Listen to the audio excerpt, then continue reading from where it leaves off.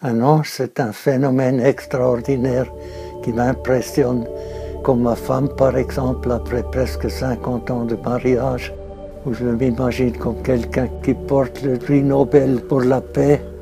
Ce sont des anges, on peut les interpréter comme des anges. Nous sommes ici dans la salle d'exposition temporaire de l'exposition Le Monde des Anges, ici à Fribourg, au Musée d'Art et d'Histoire.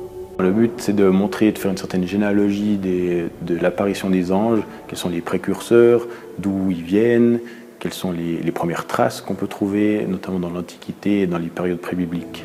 À 80 ans, le professeur et théologien Ottmar Keil revient sur sa passion pour les anges qui l'a conduit jusqu'à cette exposition. J'étais pour un semestre en 1975 à Jérusalem et j'ai découvert que les séraphins étaient des serpents ailés. Et ça m'a frappé beaucoup et je voulais savoir pourquoi on ne se représente plus ces séraphins comme des serpents ailés. Oui, c'est une découverte qui m'a poussé de poursuivre ces traces. Ici, on est dans la section d'introduction où on va justement présenter les multiples facettes que les anges possèdent, qui se retrouvent dans l'art chrétien jusqu'au XXe voire même XXIe siècle. Ici, dans la salle numéro 2, qui traite justement des anges en tant que guides et messagers, notamment dans l'Égypte ancienne avec Isis ou Thoth, ou également aussi dans la chrétienté avec la Vierge Marie et l'Annonciation.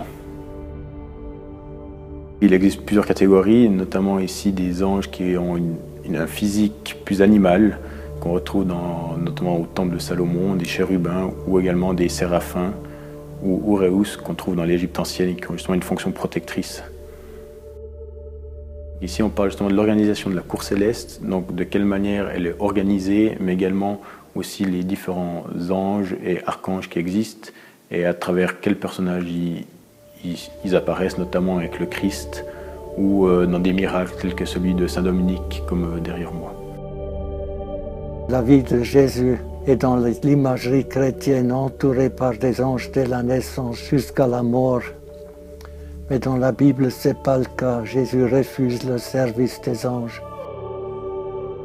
Donc les anges peuvent aussi être des soldats ou des guerriers, notamment lors de l'Apocalypse, lorsque Saint Michel ou terrasse Lucifer, entre autres.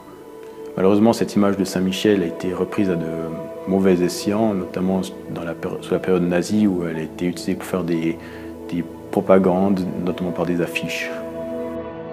Il y a donc aussi une passation de l'image de l'ange qui passe au particulier, donc où chaque personne possède son propre ange gardien.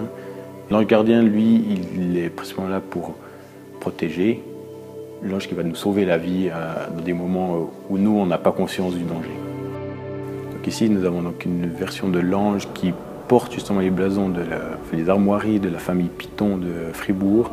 Donc l'ange, là, il a pour but de montrer qu'il y a une vision céleste justement de ces armoiries et que cette famille est aussi protégée par les anges. Ce qui est important, c'est que les différences entre les monothéistes et le paganisme sont beaucoup plus petites qu'on s'imagine. La plupart des anges qu'on trouve dans notre imagerie chrétienne à l'Occident sont des images païennes comme Victoria ou Nike ou l'Eros et Amor. Et par exemple, les putti, les petits anges ailés, on ne les trouve pas dans la Bible, ils proviennent complètement du paganisme. Donc là, cette dernière section, elle traite justement de ce visage enfantin qu'on a de l'ange et qui provient notamment du dieu grec Eros Amor ou Cupidon aussi chez les Romains. On a cette vision de cet ange enfant et qui est notamment aujourd'hui très populaire et qu'on retrouve à Noël par exemple, durant cette période de l'année, où là on l'utilise comme élément de décoration. L'exposition Le Monde des Anges est à voir au Musée d'Art et d'Histoire de Fribourg jusqu'au 25 février 2018.